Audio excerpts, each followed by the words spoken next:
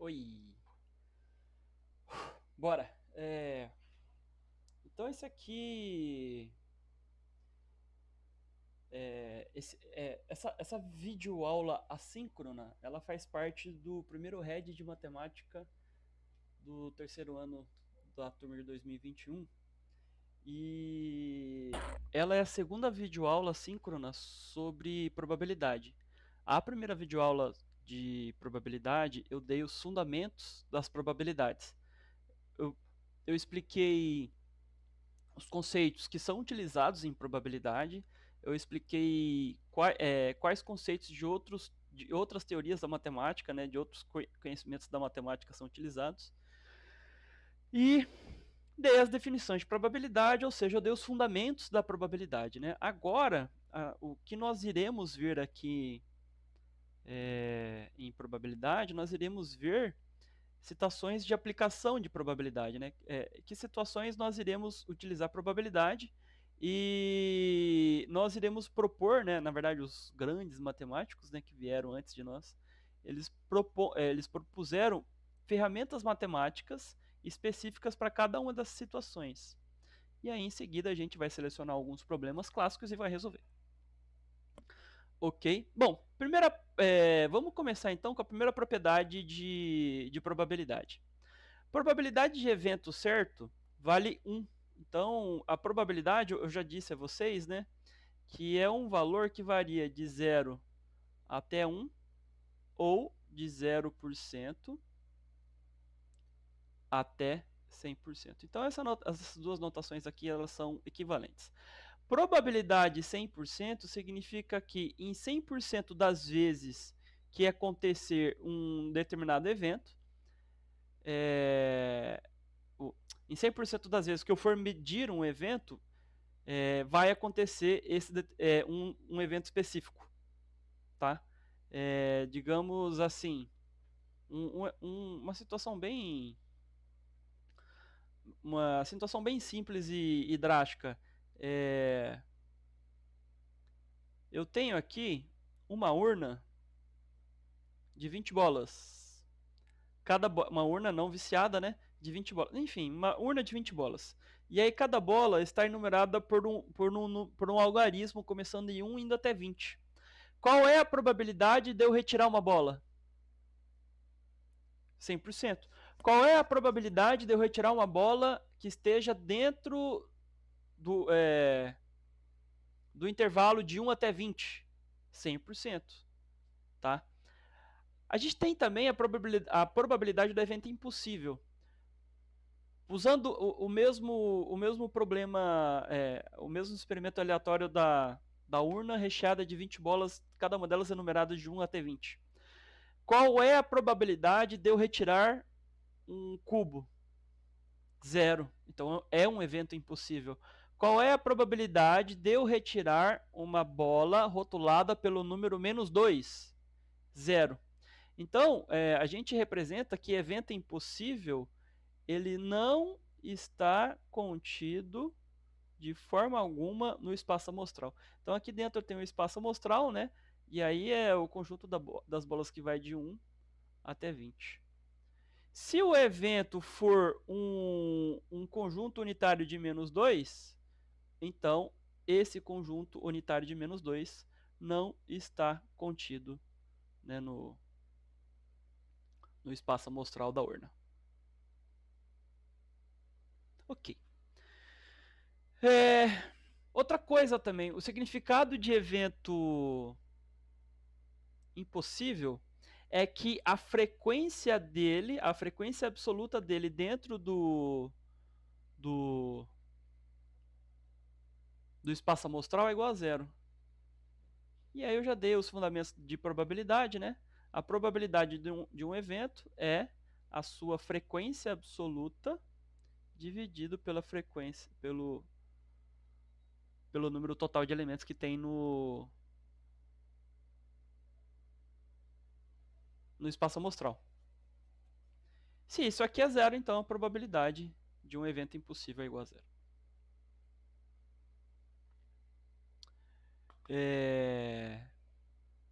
E tem outra situação também, né? a probabilidade do evento é zero se e somente se o evento não estiver contido no espaço amostral. Acho que essa aqui era a segunda propriedade, né? É a segunda propriedade. Essa aqui é a segunda propriedade. Vamos então para a terceira propriedade. A terceira propriedade diz o seguinte: considere que eu tenho um evento que ele está contido no espaço amostral, que esse evento é não vazio e que, além disso, o evento não pode ser, em hipótese alguma, igual ao espaço amostral, apesar dele estar contido nele. Ou seja, ele pode ser tão grande quanto o espaço amostral, mas ainda vai ter um elemento fora dele, fora do evento, mas que esteja ainda por cima contido no espaço amostral. Como que isso pode ser representado em diagramas de Venn, né? Diagramas de Venn é bem legal, eu curto ele. Ele torna as coisas menos abstratas, né? Então, digamos que eu tenho um evento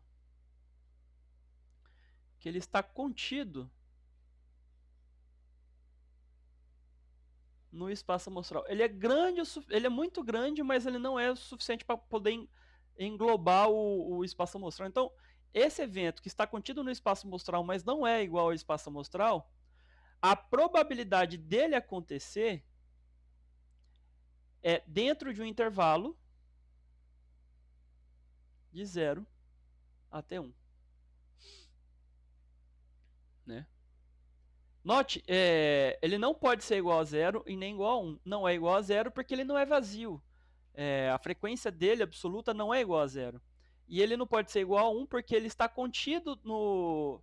Eu deixei explicitamente que ele está contido no espaço amostral, mas ele não é o espaço amostral. Se ele fosse exatamente o espaço amostral, né? Se fosse isso aqui, então isso aqui seria um evento certo. Então essa situação aqui que eu estou dando é um evento que está entre o evento impossível e o evento certo. Correto? Aqui, ó, essa probabilidade ela ser maior que 0 e menor que 1, eu posso pegar essa desigualdade aqui e multiplicar cada um desses lados aqui por 1 dividido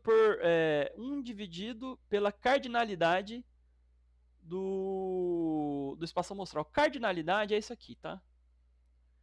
Que eu falei na videoaula anterior, e ela também é o número de elementos, quantidade de elementos do conjunto espaço amostral, ou conjunto ômega.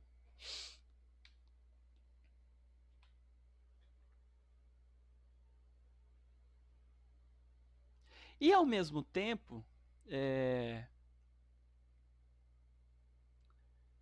não, na verdade eu falei que eu poderia multiplicar isso aqui por 1 dividido por n de ômega, mas na verdade pega esse aqui, 0, é a mesma coisa que multiplicar ele por 1 a menos ômega, que vai dar 0 de qualquer maneira. Probabilidade do evento acontecer é igual ao número de vezes que o evento vai acontecer dentro do espaço amostral, dividido pelo número de elementos ou número de eventos possíveis dentro do espaço amostral. 1 pode ser representado por a probabilidade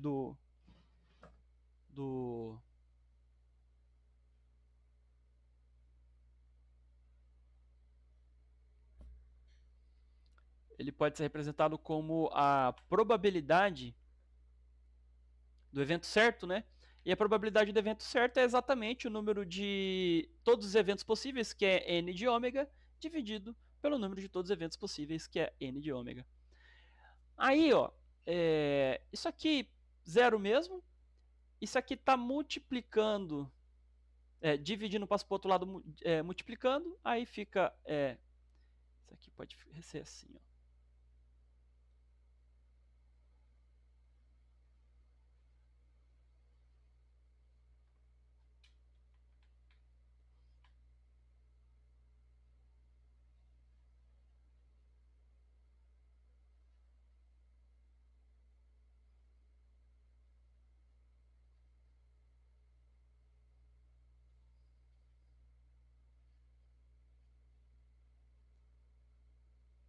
Isso aqui já era já era algo já meio que definido já, né? Nem o número de vezes que o evento é repetido dentro do espaço amostral tem que ser menor do que o número de elementos do espaço amostral, né?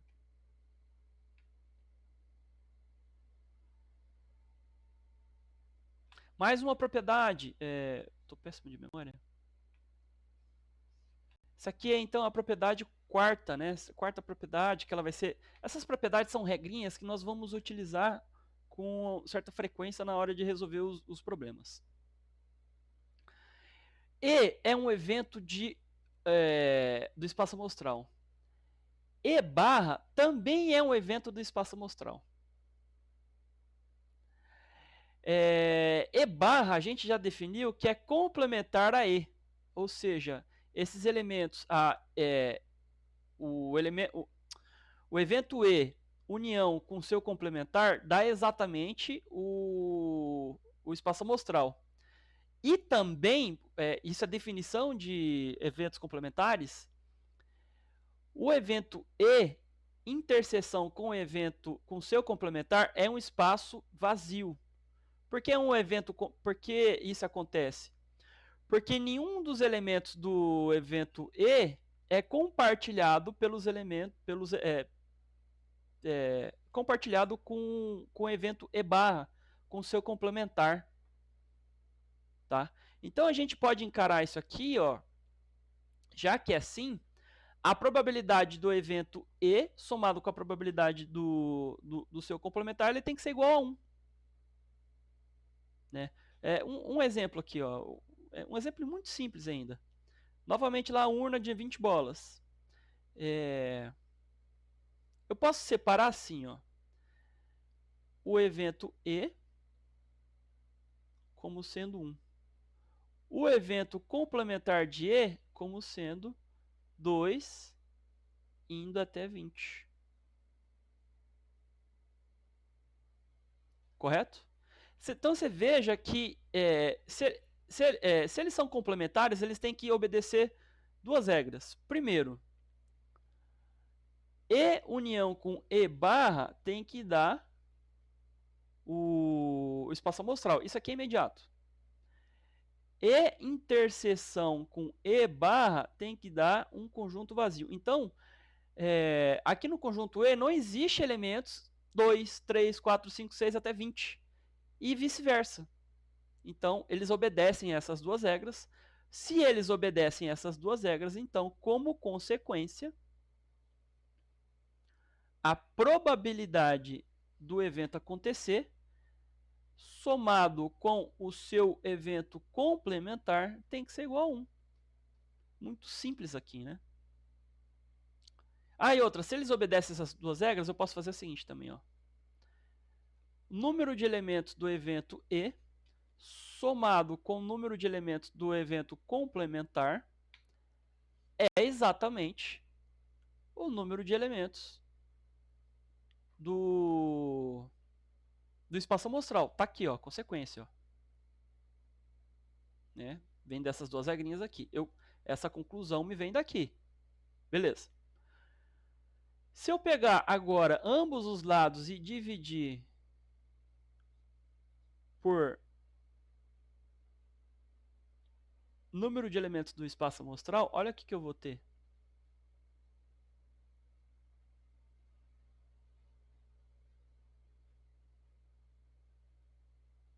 Isso aqui vale 1. Isso aqui, probabilidade do evento E acontecer. Isso aqui, probabilidade do evento complementar a E acontecer igual a 1. Que é o que a gente já tinha declarado anteriormente. E outra regrinha, né, que a gente pode vir a usar, a probabilidade do evento E é igual a 1 menos a probabilidade do seu evento complementar. Isso aqui também é uma regrinha também muito utilizada, que vem daqui, né? Então, há uma interligação aí. Essas propriedades também se estendem para espaços amostrais não equiprováveis, em que eu tenho, por exemplo, digamos que eu tenho aqui um espaço amostral, E aí alguns elementos aqui, eles acontecem com probabilidades diferentes. Então, digamos que a probabilidade de um aqui é diferente da probabilidade do outro acontecer. Beleza? Aqui eu dou um exemplo. O exemplo, deixa eu ver se eu tenho ele aqui em mãos, aqui facinho de conseguir ele.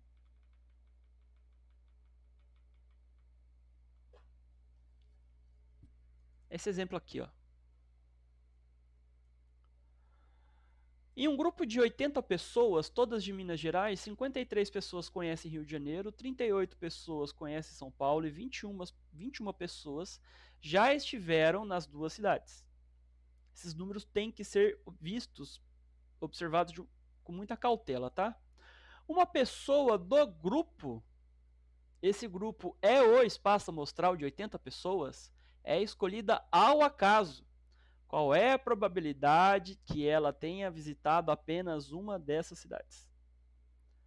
Aí a gente vai ter que observar esses números aqui com muito cuidado, né? Então, primeiro, aqui está o espaço amostral, né? Pessoas que conhecem Rio de Janeiro e São Paulo. O espaço amostral disso aqui, o número de elementos desse espaço amostral é igual a 80. Tá? Então são 80 pessoas de Minas Gerais, né? Mas o fato delas serem de Minas Gerais não influencia em nada aqui. São 80 pessoas. Aí tem o seguinte. Vamos ver aqui. Peraí, deixa eu só fazer uma soma aqui para conferir algo. Beleza. Bom, repara aqui o seguinte. Se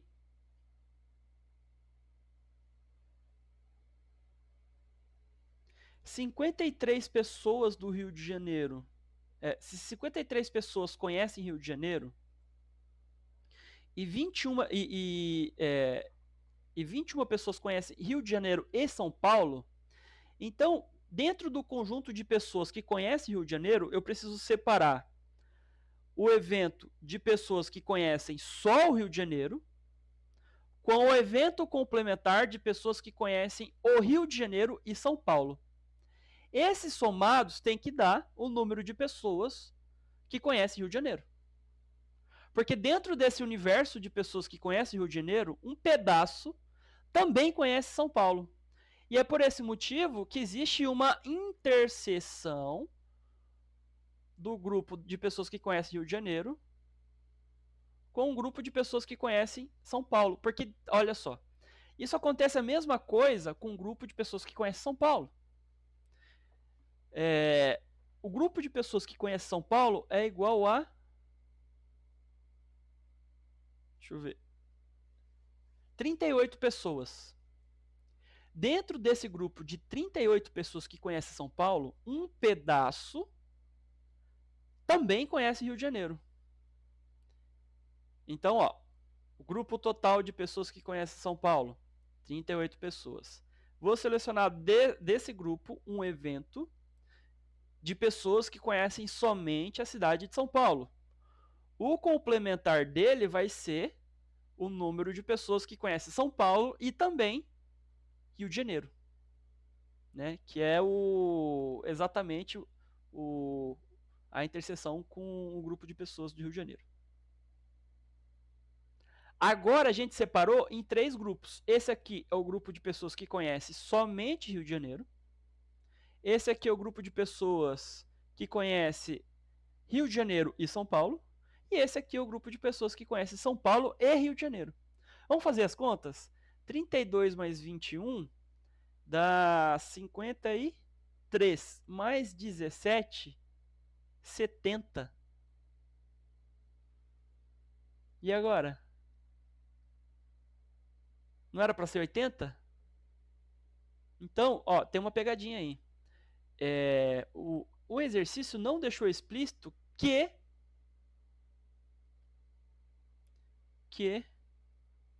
de um total de 80 pessoas, existem 10 pessoas que não conhecem nenhum dos estados. Nenhum dos não para Rio de Janeiro e SP. Nenhum dos estados, não conhece nenhum dos estados. Ele viajou a qualquer outro estado do Brasil ou de repente só viveu a vida inteira em Minas Gerais, mas ele não conhece Rio de Janeiro e São Paulo. Então, somando o grupo de pessoas que conhecem Rio de Janeiro, o grupo de pessoas que conhecem Rio de Janeiro e São Paulo, mais o grupo de pessoas que conhecem São Paulo e o grupo de pessoas que está lá em Minas Gerais que nunca conheceu nenhum desses estados, tudo isso aqui tem que dar 80. Tá, aí eu expliquei, mas o que a pergunta quer, né? Qual é a pergunta? Qual é a probabilidade que ela tenha visitado apenas uma dessas cidades? Agora a gente vai ter que formular um outro evento, que vai ser o evento do grupo de pessoas que não conhece que só conhece São Paulo.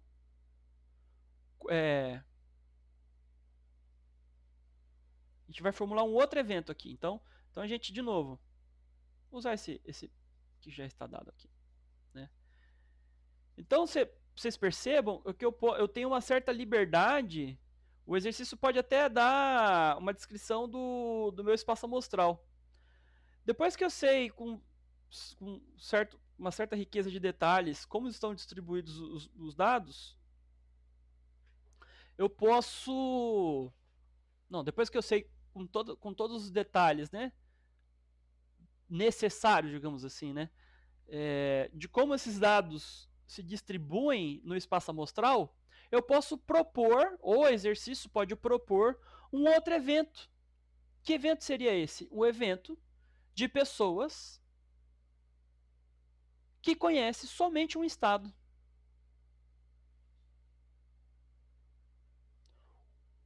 Um único estado.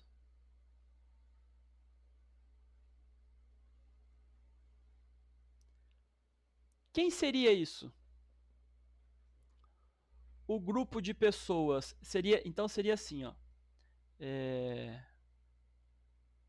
Esse conjunto seria esse evento aqui seria a união.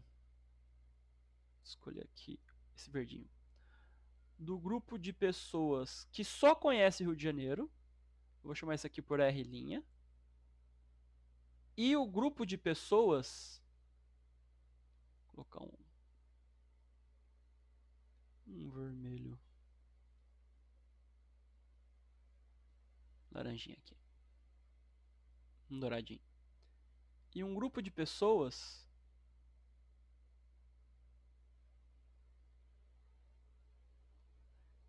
que conhece só São Paulo.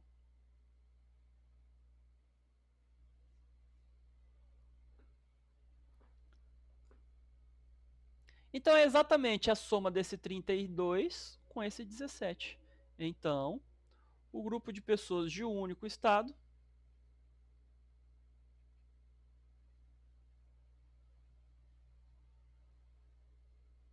é igual a, deixa eu ver, 9, 49. Qual é a probabilidade de eu selecionar uma pessoa que conhece somente um estado? Como que o exercício colocou aqui? Deixa eu ver. Eu vou chamar isso aqui, só para facilitar, vou chamar isso aqui de E, né? Isso aqui é o evento dado pelo exercício. 49.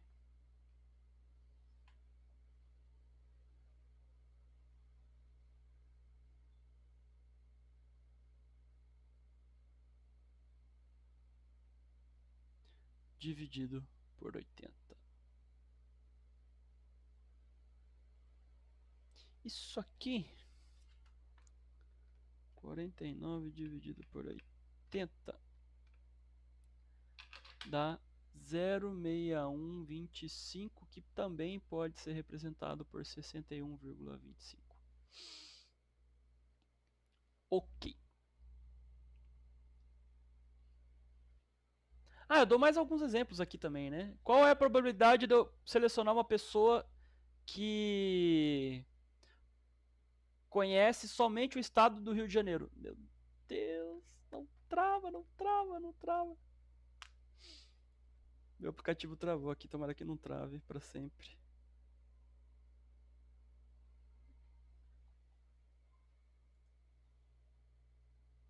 Voltou. Que medo, deixa eu fechar todos os aplicativos aqui para não ocupar a história.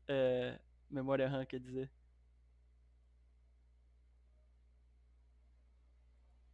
Fechar tudo, tudo, tudo, tudo. Deixa eu ver. Se fecha, esse fecha.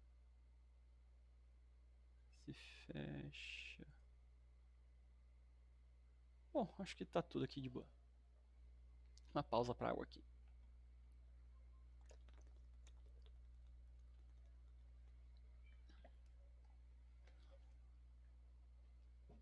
Bom, aqui eu faço algumas extrapolações também, né? Qual é a probabilidade de eu selecionar uma pessoa que conhece somente o estado do Rio de Janeiro? 32 dividido por 80, 40%. Qual é a probabilidade de eu selecionar uma pessoa que conhece somente o estado de São Paulo? 17 dividido por 80, que dá 42,5. E aí vocês já viram, né, que se eu somar esses dois, né, se eu somar esses dois aqui, tem que dar 82,5%. Mas lembra que eu falei para vocês que a soma de um evento complementar com a soma da probabilidade de um evento com a probabilidade do seu evento complementar não deveria ser 100%? Então, quando isso acontece, ou é porque você fez algum cálculo errado, ou porque esses eventos eles não são complementares. Nesse caso aqui, eu tenho certeza que não são complementares. Então, está faltando alguma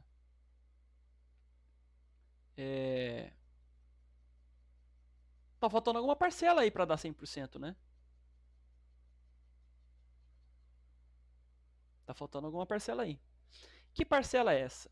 Aí eu sugiro uma provável resposta. Será que é a probabilidade da interseção do grupo de pessoas que conhece Rio de Janeiro e ao mesmo tempo São Paulo, 21 dividido por 80, que dá 26,25%, mas se eu somar os três dá 108,75, deu mais. Resposta errada. Por que isso dá? Porque é errado essa resposta. Primeiro, porque quando eu faço isso aqui, ó,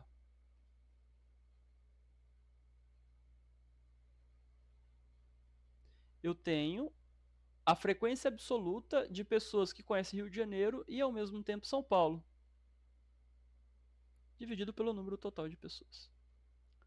Quando eu faço essa conta aqui, eu tenho que levar em conta que os elementos desse conjunto aqui, RJ interseção com SP,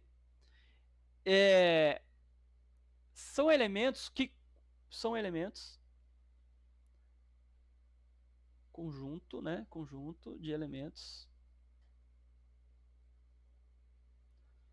Conjunto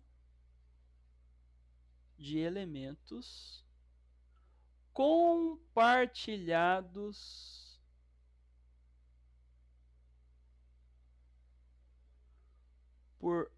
pelos conjuntos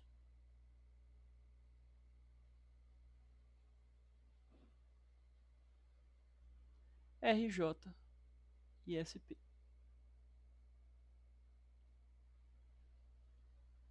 Tá? Então é por isso que dá mais que 100%. Porque quando eu faço essa soma aqui dentro está incluído nessa conta elementos que são compartilhados por São Paulo, tanto Rio de Janeiro. Então há um acréscimo aqui, né? Há um acréscimo aqui. Bom, como outra coisa também, se eu fizer isso aqui, ó, número de pessoas que conhecem São Paulo, número de pessoas que conhecem Rio de Janeiro, somar com o número de pessoas que conhecem São Paulo e Rio de Janeiro, isso aqui dá 112, dá mais que 80, né, no caso. Por que isso está acontecendo? Porque aqui dentro desse dessa contagem, existem elementos que, além de conhecer São Paulo, ao mesmo tempo conhecem Rio de Janeiro. A mesma coisa acontece aqui. A mesma coisa. E aí, esses elementos do qual me refiro aqui, que estão sendo contados, acaba sendo contado de novo aqui. Os elementos que estão sendo contados aqui acabam sendo contados de novo aqui. E é por isso que dá um número maior. Bom, o certo a se fazer é o seguinte. Eu preciso primeiro determinar o conjunto de pessoas que conhecem somente a cidade de São Paulo, que é igual 17 elementos. Depois, o conjunto de pessoas que conhecem somente a cidade do Rio de Janeiro, que a cardinalidade dele é 32. Existem 32 elementos dentro desse conjunto. Depois, o conjunto de pessoas que conhecem São Paulo e Rio de Janeiro ao mesmo tempo. O número de elementos dentro desse conjunto é 21. E aí, né, o número de pessoas que não conhecem nem São Paulo nem Rio de Janeiro é 10, e aí isso aqui dá 80. Esse é o jeito certo de se fazer a conta. Tá aqui, ó.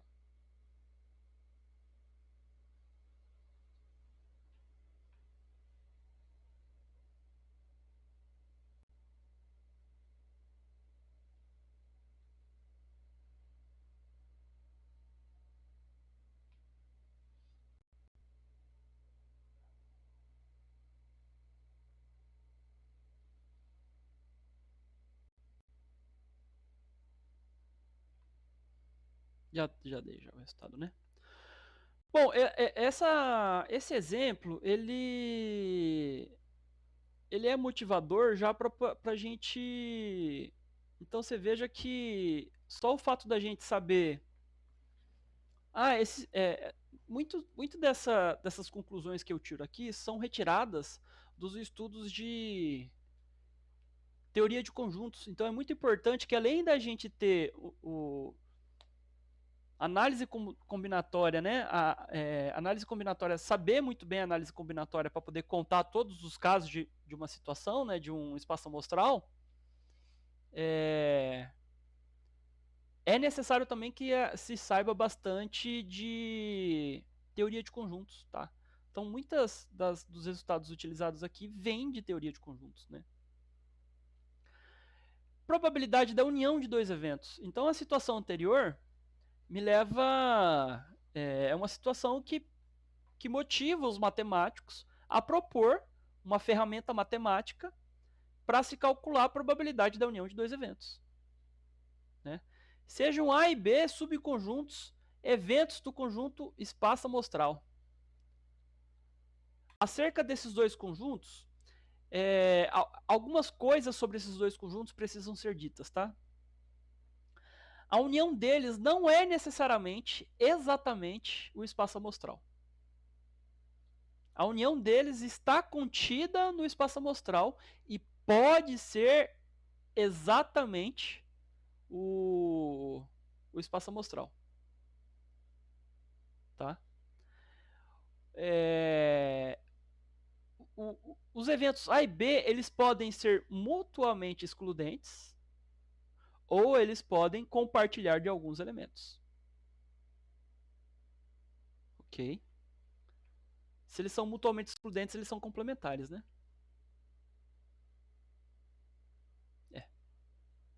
Não, não necessariamente, não necessariamente. Tá aí uma boa informação para se colocar aqui, ó. A e B não são necessariamente complementares. Em nenhuma dessas situações aqui, né? Sobre nenhuma dessas situações eles são... existe uma exigência de que eles sejam complementares, tá? E aí eu vou dar um caso. Imagine então o caso em que eu tenho que eles são mutuamente excludentes, ou seja, a interseção entre eles dá um conjunto vazio, tá?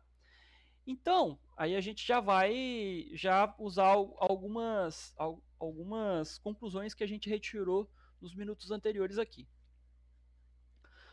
Quando eu tenho essa situação em que eles são mutuamente excludentes, se eu pegar a cardinalidade, o número de elementos do conjunto A, e somar com o número de conjuntos do elemento B, como eles não compartilham nenhum elemento, o número de elementos da união A com B é igual a essa soma aqui, ó. Número de elementos de A com o número de elementos de B. Só a partir desse ponto, eu quero que você preste atenção no que eu vou fazer uma definição aqui. Eu já fiz isso, tá? É que eu vou abusar muito disso, tá? Eu vou abusar muito dessa definição aqui, ó. Cardinalidade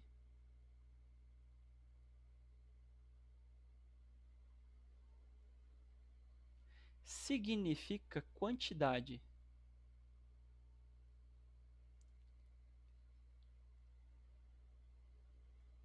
Significa quantidade.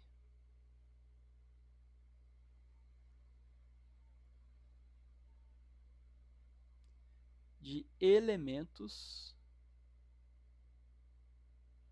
de um conjunto. Ou quantidade. É isso aí mesmo. Não tem muito que fugir disso. Ou número de elementos, né? Ou. Então, cardinalidade também pode ser chamado de número, né? De elementos. Cardinalidade do conjunto A é a mesma coisa de eu falar número de elementos do conjunto A. Então você perceba que cardinalidade isso aqui é uma definição, tá, da matemática, dos fundamentos da matemática, que é teoria ZFC, que é a teoria de conjuntos mais consagrada da matemática.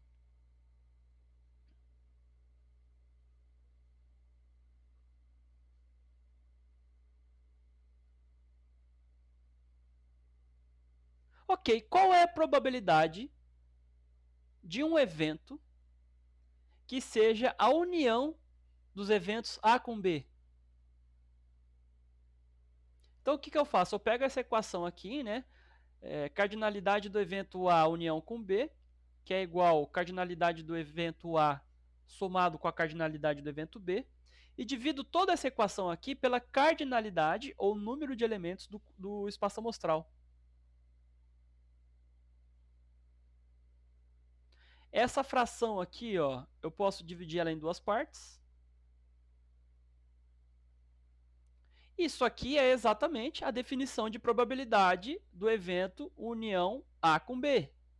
E isso aqui é exatamente a definição de probabilidade do evento A, e essa aqui é exatamente a definição de probabilidade do evento B. Essa aqui é a equação utilizada da probabilidade da união de dois eventos mutuamente excludentes.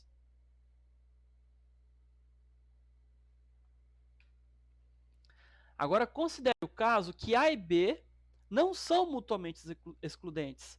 Eles compartilham elementos. Existem elementos do conjunto A que se repetem, presta atenção nessa palavra, se repetem dentro do conjunto B. Ok? Então, isso aqui é um resultado da teoria de conjuntos. O número de elementos de A união com B é exatamente o número de elementos de A, somado com o número de elementos de B, menos o número de elementos da interseção de A com B. Por que esse menos tem que entrar aqui? Primeiro, eu vou dar um exemplo, e depois eu vou explicar de uma maneira mais geral. Vamos ver o exemplo anterior aqui, ó. Grupo de pessoas que conhecem São Paulo, 17 mais 21. Grupo de pessoas que conhecem somente São Paulo, 17. Grupo de pessoas que conhecem Rio de Janeiro, 32 mais 21. Grupo de pessoas que conhecem somente Rio de Janeiro, 32. Grupo de pessoas que conhecem São Paulo e Rio de Janeiro, 21. ok? Agora vamos lá. Quando eu conto o número de pessoas que conhecem São Paulo, está incluso aqui, além das pessoas que conhecem São Paulo, aquelas pessoas que conhecem São Paulo e Rio de Janeiro ao mesmo tempo. E aí eu vou contar um elemento, dois elementos, um elemento, dois elementos, três elementos e assim vai. Quando eu faço para o Rio de Janeiro, acontece a mesma coisa. Então, pessoa que conhece Rio de Janeiro, somente Rio de Janeiro. Pessoa que conhece São Paulo e Rio de Janeiro ao mesmo tempo. Pessoa que conhece São Paulo e Rio de Janeiro ao mesmo tempo. Então, cada um desses aqui é elemento, né? Então, é 1, 2, 3, né? 1, 2, 3. Cada um desses aqui é elemento do conjunto de Rio de Janeiro, né? Quantas pessoas tem dentro desse conjunto? Aqui no caso específico é 32 mais 21, né? 32 mais 21. Aí, quando eu faço essa soma aqui, ó, São Paulo mais Rio de Janeiro, eu estou contando aqui aqueles elementos que conhecem tanto São Paulo quanto Rio de Janeiro. E aqui eu estou fazendo exatamente para os mesmos elementos pela segunda vez as pessoas que conhecem tanto São Paulo quanto o Rio de Janeiro. Então eu tenho que dar um jeito de eliminar aqueles elementos que conhecem tanto São Paulo quanto o Rio de Janeiro.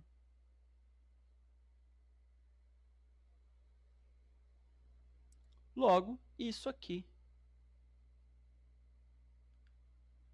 é o número de elementos da união de São Paulo com o Rio de Janeiro.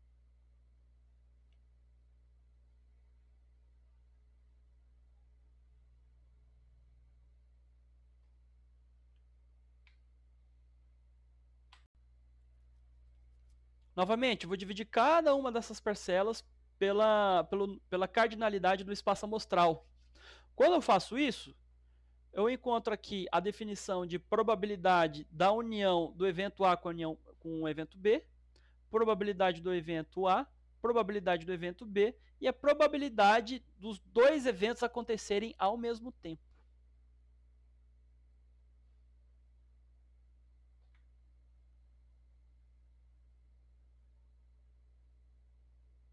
Esse caso é mais inclusivo que o anterior, né? Porque veja só,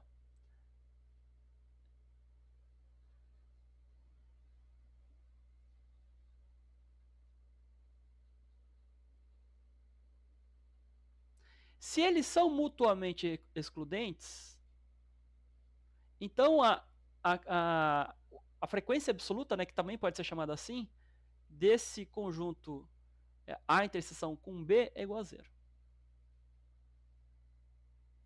E aí eu volto para o caso anterior, né, que é o caso dos elementos mutuamente excludentes.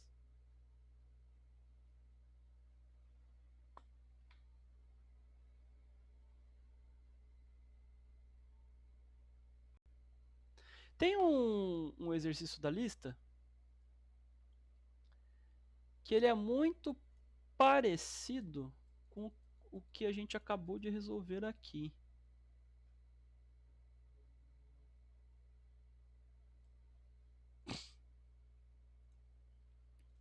Ele é assim, ó.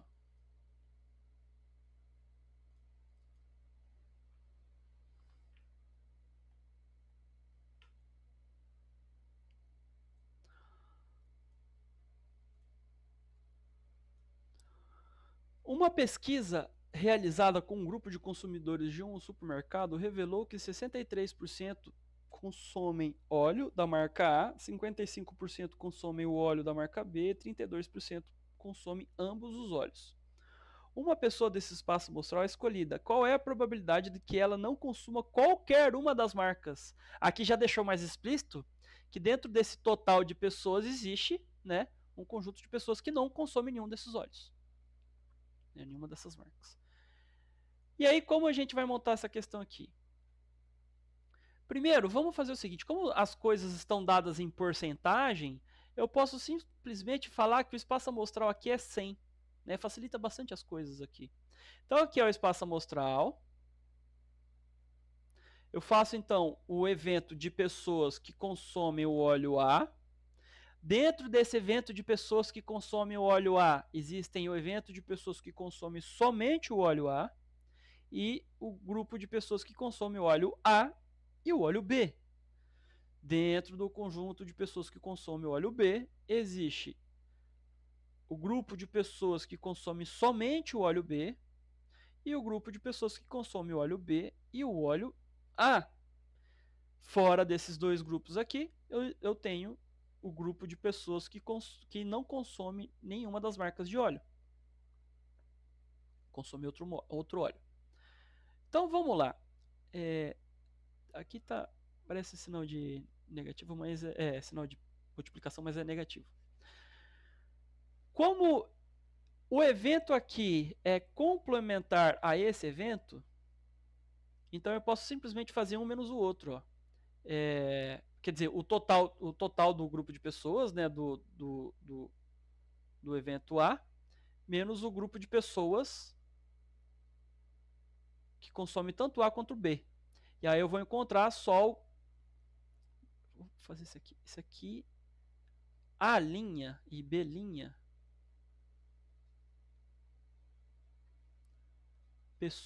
evento, né? Pessoas consomem somente A. B. Pessoas consomem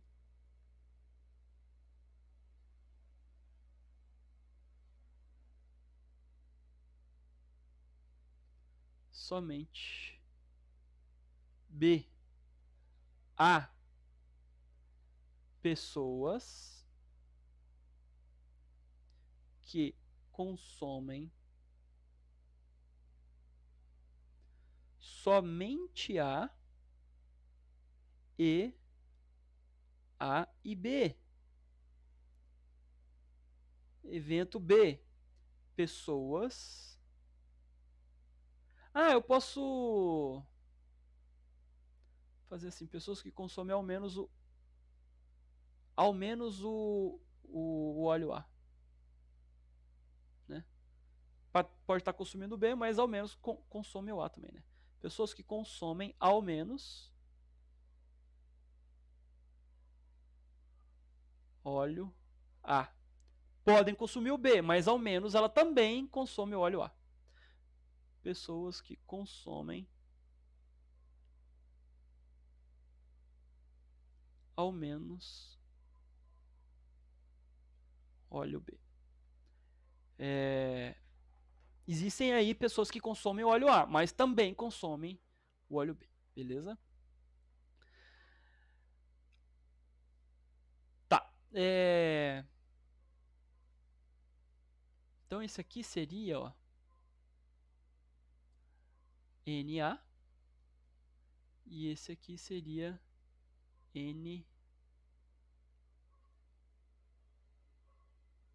Na interseção B. Ok? E esse aqui seria NB. E esse aqui também seria o Na interseção com B. E aqui o evento de pessoas que não consomem qualquer um dos óleos. A pergunta é a seguinte: qual é a probabilidade de selecionar uma pessoa que não consome qualquer um dos óleos? Então como é isso, né? Perceba o seguinte, ó, se eu somar o número de pessoas que só consomem o óleo A, o número de pessoas que consomem tanto o óleo A com o óleo B, o número de pessoas que consomem somente o óleo B e o número de pessoas que consomem nenhum dos óleos, isso aqui tem que dar 100.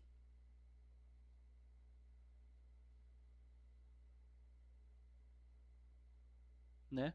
Vou isolar isso aqui. Então, essa soma aqui está somando, passo para o outro lado, subtraindo.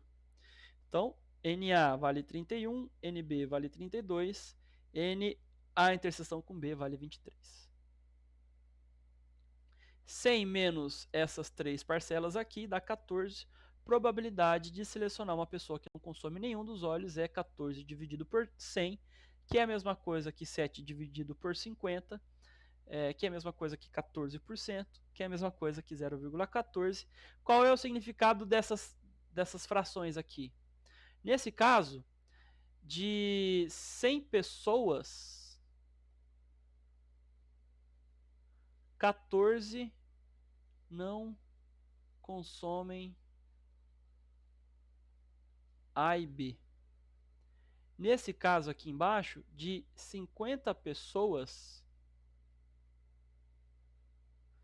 7 não consomem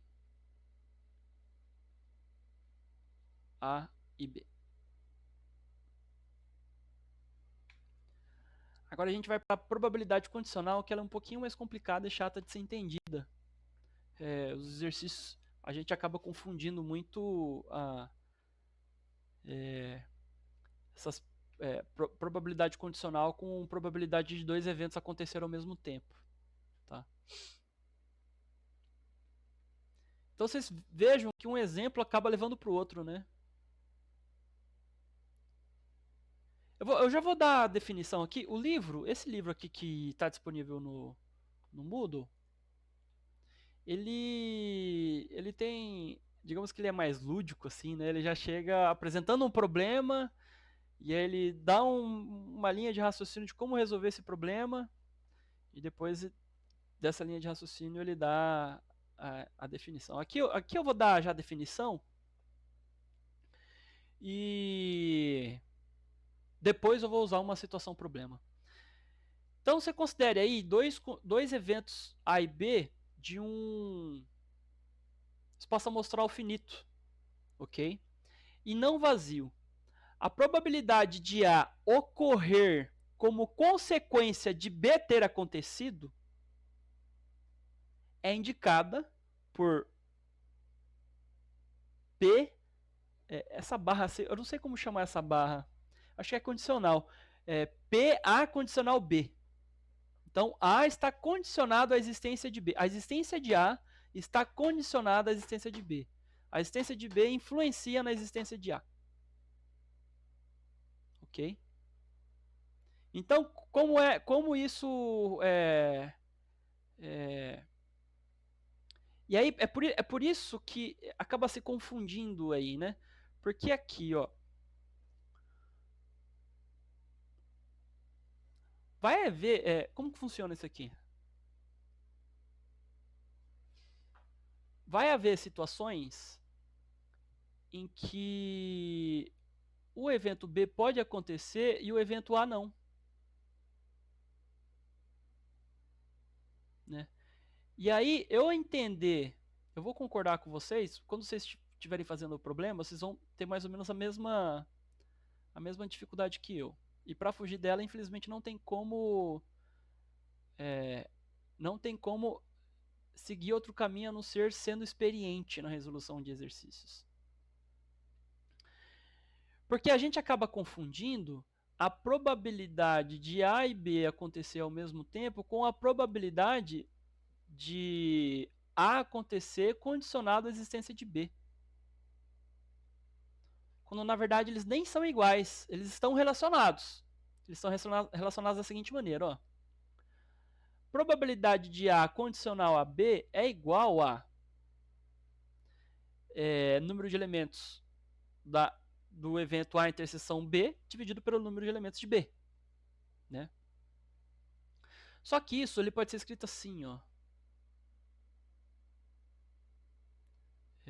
Eu posso pegar essa divisão e multiplicar essa divisão por outra divisão bem maluca que eu vou fazer assim, ó. Isso aqui não é... Eu não inventei nada disso, tá? Isso aqui eu tô pegando tudo do livro e tô confiando que o livro fez isso. Então como que faz aqui, ó? Multiplica. Em cima multiplica por 1 dividido por, né? Esse aqui seria o espaço amostral, né?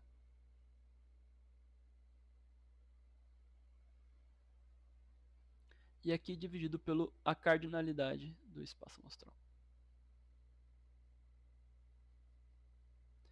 E aí eu vou ter esse aqui, ó. Número de elementos em interseção com B dividido pelo número de elementos, pela quantidade total, né, de eventos, né, possíveis, né? E isso aqui dividido, esse vezes esse é a mesma coisa que essa expressão daqui de cima. E aí eu faço a mesma coisa embaixo.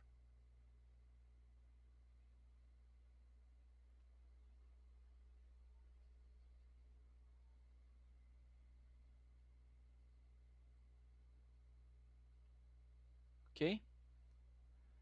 Mas quem é esse aqui? E quem é esse aqui?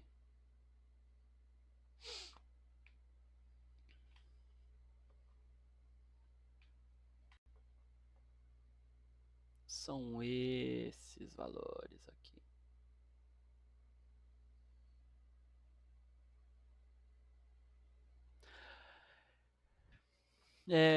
Frequência absoluta de elementos A interseção com B dividido pelo número de elementos do espaço amostral é a mesma coisa da probabilidade do evento A interseção com B. Né, dos dois acontecerem ao mesmo tempo. Então veja, ó, confunde mesmo, tá? Probabilidade condicional de A com B. Eu vou mostrar um exemplo bem que vai mostrar claramente qual é a diferença de um para o outro, tá? Outra coisa também, disso aqui já sai isso aqui. Isso aqui é um jeito de se observar o teorema da multiplicação. E ele é um teorema muito útil, uma ferramenta matemática muito útil para resolver problemas. Eu vou explicar por quê. Probabilidade da interseção de dois eventos. A probabilidade da interseção de dois eventos é dado para essa expressão pentagrama aqui. Essa aqui também pode acontecer, tá? Probabilidade da união de A com B é igual a probabilidade de B mais a probabilidade de A menos a probabilidade de A interseção com B. Então eu posso inverter aqui as posições e eu vou ter um resultado análogo ao pentagrama. Só que esse resultado aqui ele é muito mais poderoso porque ele resolve problemas em menos tempo, ou seja, ele é mais produtivo, né? Ele é mais usual. E ele é o teorema da multiplicação. E é por isso que ele é muito útil. Então, ó, probabilidade de dois eventos ocorrerem simultaneamente é dado pelo produto da probabilidade de um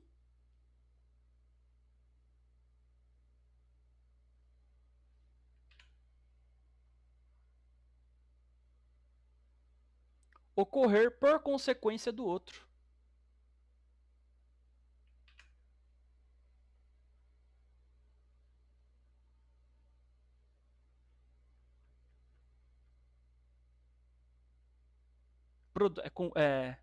Vezes a probabilidade do outro acontecer.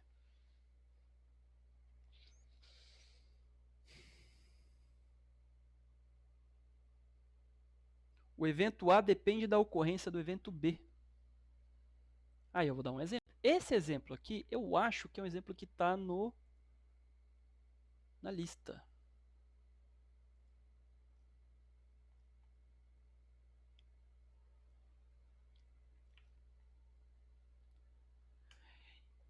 Em um cesto de roupas há 10 camisetas, das quais 3 estão furadas. 2 são retiradas ao acaso, sucessivamente e sem reposição do cesto.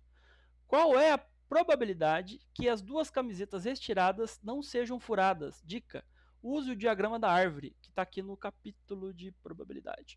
Ou você pode usar o diagrama da árvore para resolver.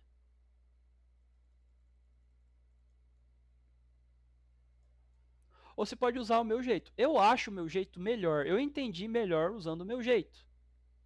Tá? E ele é mais simples também, minha perspectiva. Então, como funciona aqui? Uau! Eu pensei que ia demorar 2 horas para falar sobre isso e eu já está quase terminando. Então, exemplo. Qual é o. Vamos retomar algumas coisas que foram ditas na aula anterior, né? Reforçar aqui. Reforçar nossa âncora de conceitos. Nossos conceitos que servem como âncoras aqui. O que é um experimento aleatório? É um experimento do qual a medida não se. O efeito da medida, o efeito de eu medir, não impede na medição, né?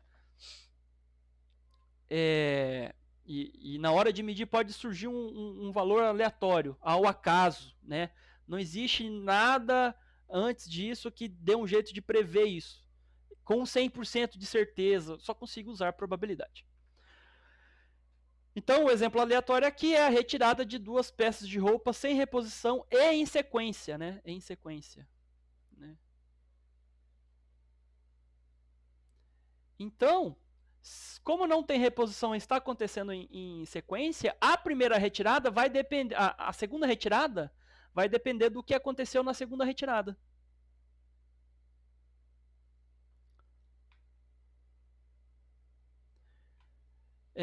De 10 peças de roupa, 3 estão furadas e 7 estão inteiras, elas não têm furos, ou seja, elas podem ser novas, no caso, né? Ou desde que não seja uma calça jeans nova que já venha rasgada, né? Mas enfim. Qual a probabilidade de se retirar 2 peças de roupa furadas? Então vamos ao teorema da multiplicação. O teorema da multiplicação ele diz o seguinte.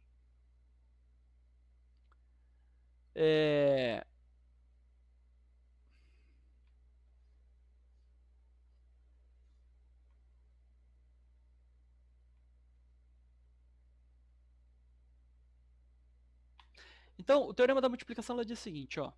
A probabilidade da segunda retirada ser furada em interseção com a primeira retirada ser furada é igual à probabilidade da segunda retirada ser furada condicionada à primeira retirada ser furada vezes a probabilidade da primeira retirada ser furada. Então, qual é a probabilidade da primeira retirada ser furada? Nessa primeira cena aqui, o espaço amostral possui 10 elementos. O evento primeira retirada furada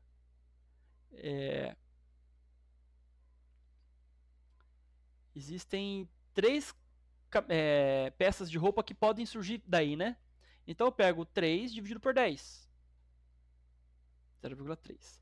Na próxima retirada, agora o novo espaço amostral possui 9 elementos. Como na primeira retirada saiu uma peça furada, dentro desses 9 elementos... já está escrito aqui embaixo. Dentro desses 9 elementos, 2 tem que ser furadas, porque já saiu uma furada, e 7 tem que ser inteiras, porque não saiu nenhuma inteira na primeira retirada. Então, qual é a probabilidade da segunda retirada ser furada, sabendo que a primeira foi furada? Então, essa cena aqui só está acontecendo porque uma cena anterior ocorreu. A cena anterior fez acontecer algo, fez modificar a cena posterior. Ou seja, a segunda cena é consequência da segunda cena. A segunda cena é consequência da primeira cena. Há uma relação de causalidade aí, né? Essa cena a existência dessa cena está condicionada à existência da primeira. Então, todos os nomes consequência, causalidade, condicionamento, são coisas aí que estão relacionadas aí, né? Então, 2 dividido por 9.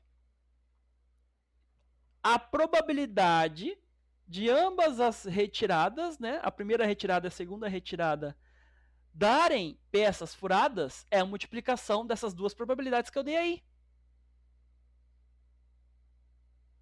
Que é 3 dividido por 10 vezes 2. Ah, não. É só uma coisa.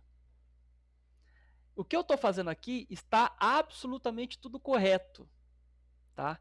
No entanto, a pergunta que eu coloquei aqui, no meu exemplo, qual é a probabilidade de se retirar duas peças de roupa furadas, é diferente da pergunta que está dada aqui na lista. Qual é a probabilidade que as duas camisetas retiradas não estejam furadas, ou seja, sejam inteiras? Ok? Então, os coeficientes que você vai utilizar aqui para poder fazer o cálculo são diferentes, tá? São coeficientes diferentes. Beleza? Então, voltando aqui, né, a minha metodologia, eu acho esse jeito mais simples, tá? Eu acho. É 3 dividido por 10 vezes 2 dividido por 9. Esse 2 simplifica com 10, aí vira 1/5. Esse 3 simplifica com 9, vira 1/3. 1/3. 1/5 vezes 1/3 é a mesma coisa que 1/15. Então, qual é a probabilidade? De 15 tentativas, ao menos uma vai sair duas peças furadas. De 15 tentativas, né, de 15 cenas possíveis, ao menos duas. A tendência é que ao menos uma tentativa saiam duas peças furadas. Só explicitar o que está escrito aqui, né? De 15 tentativas,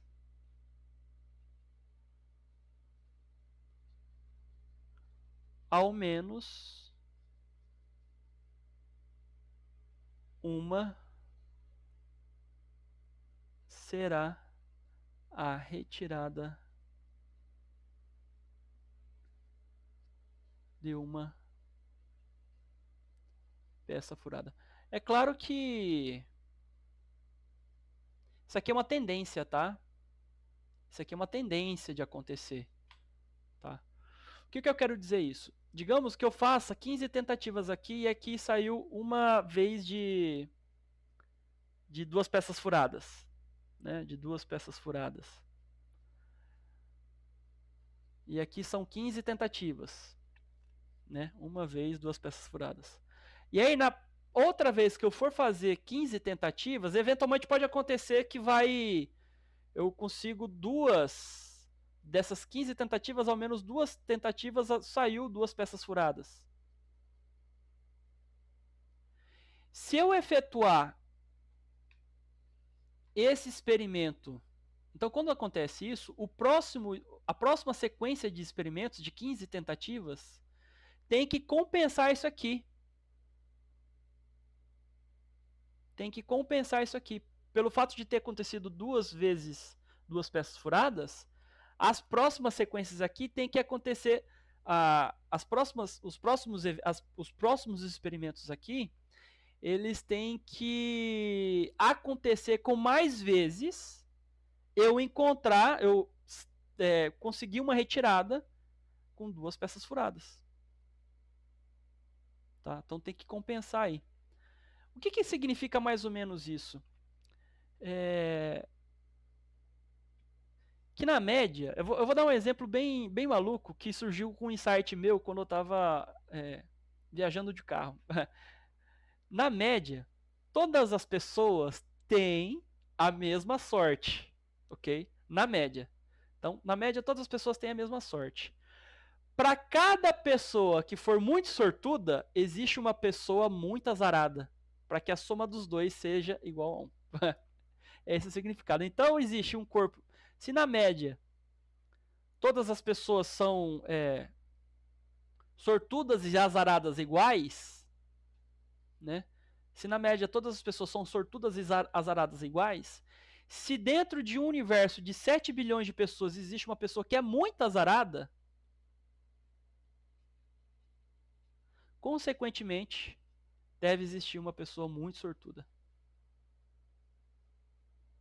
para compensar o azar. Tá? Para compensar o azar. Ou você pode pensar assim, é claro que é uma brincadeira esse aqui, né? Você pode pensar também isso do ponto de vista de riqueza, né? Riqueza é algo finito, né? Riqueza é uma quantidade finita. O que é riqueza? Riqueza, ela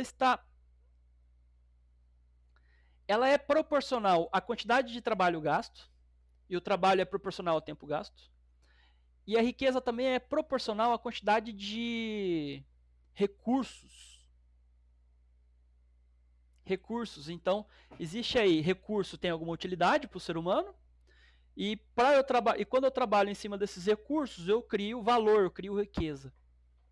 Então, já que é assim, riqueza é finito, é um valor finito, né? E aí, bora pegar lá, existe lá na geografia um conceito que chama PIB per capita. O que é PIB per capita? É o PIB dividido pelo número de pessoas que aquela nação tem, né? Número de pessoas da nação que gera esse PIB. Então essas pessoas, né, a massa dessas pessoas gera o PIB. E PIB é uma medida de valor, né, de medida de riqueza, digamos assim. Então veja só, né, se riqueza ela é finita, então ela é medida com o PIB, né? Existe várias críticas a respeito do PIB, mas enfim. E aí no Brasil, eu não lembro quanto que é o PIB per capita do Brasil. Deixa eu pegar aqui.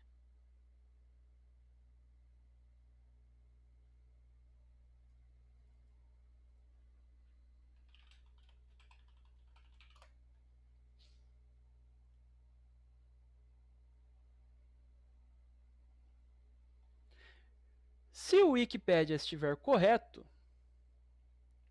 o PIB per capita do Brasil, PIB per capita do Brasil é aproximadamente 14 mil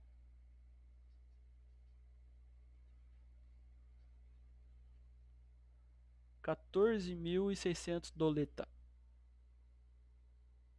né? 14.600 doleta.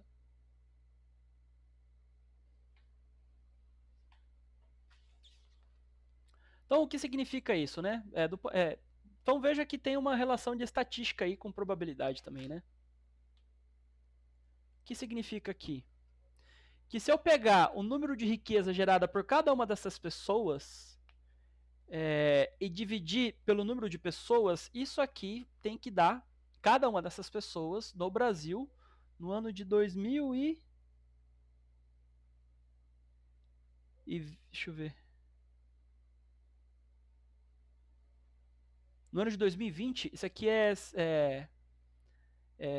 um tipo de PIB, na verdade, né, que eu estou colocando aqui. Tem outros PIBs que variam também. Essa aqui é uma métrica que eu escolhi aqui. Uma métrica de PIB per capita. Significa que se eu pegar a quantidade de riqueza gerada por cada uma dessas pessoas e dividir pelo número de pessoas dessa nação, cada uma dessas pessoas, na média, produziu 14.600 dólares de riqueza, né? Isso, se você for um trabalhador que recebe salário, seletista, isso é a mesma coisa que receber tudo isso em salário no ano. Como o dólar tá, sei lá, R$ 5 hoje em dia, então o brasileiro médio gera R$ 73.000. R$ 73.000 por ano. Você tem salário de 73 mil dividido por 12? Você tem salário de R$ 6.000 por mês?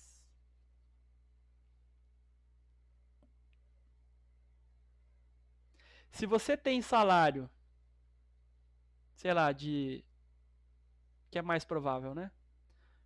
Seu pai, por exemplo, sua mãe. Se seu pai e sua mãe têm um salário de aproximadamente...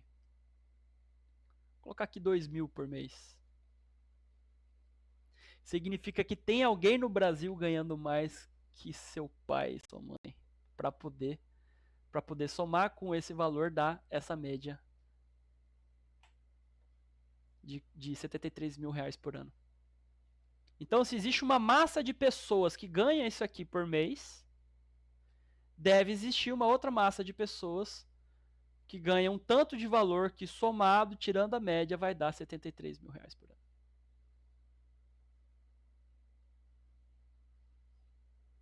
É isso. Não vou entrar mais em detalhes, não vou entrar mais em detalhes. 1 hora e 16 minutos de vídeo aula. Eu extrapolei um pouco de 15 minutos, porque né, esse aqui eu não esperava falar, mas eu gostei muito. E é isso. Espero que vocês acompanhem todos os minutos dessa videoaula, porque eu gastei muita energia para produzir ela. Até mais.